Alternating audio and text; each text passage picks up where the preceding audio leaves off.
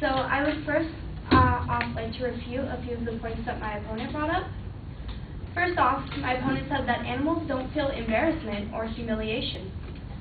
While it may be true that animals don't have the same range of emotional development as equal to humans, and it's not proven that they experience humiliation or embarrassment, but it is quite proven that they still feel pain and they still feel fear, which are two things that go very well in hand with animal testing.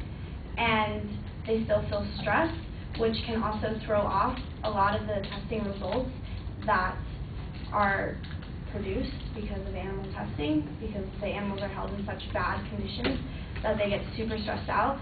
And I don't know what happens to you guys when you guys get stressed out, but like it's finals week, and sometimes like your skin breaks out when you get stressed out, and you kind of like freak out, and they're not really effective signs of animal testing.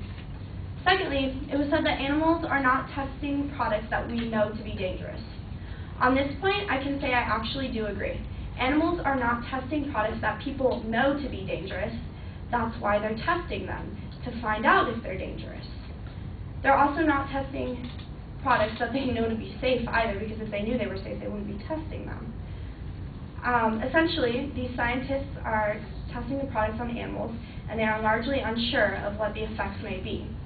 They do, however, view the animals and their lives as a minimal liability, small in comparison of the profits they will make off their new line of mascara. Another point that was brought up is that the alternatives to animal testing are economically unsound. But in reality, the alternatives to animal testing do not put a significant dent into the cosmetic industry's profit margins. Hundreds of companies like Avon, The Body Shop, Mary Kay, and Tom's of Maine already use non-animal testing methods to ensure the safety of their products. And those companies still survive, they actually do quite well, and animal testing is completely avoided. Lastly, my opponent also said that animals are not held in bad conditions. This, however, is a complete generalization. Since there is no actual legislation on animal testing in place at the present time, the regulations on them are kind of few, or really very few, as to how these animals can be treated. Additionally, the reality of the fact is that testing conditions are extremely variable. Some of them are decent and almost humane, but others of them are extremely cruel and incredibly unjust to the animals. Just because they are animals does not mean that they do not deserve a basic amount of dignity and respect.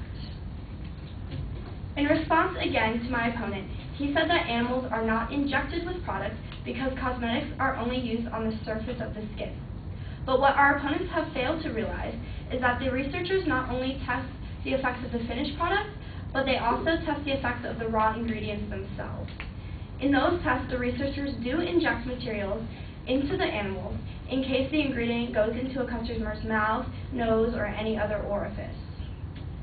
So, those are my points to refute the fact that animal testing is harmful and it should be completely banned within the U.S.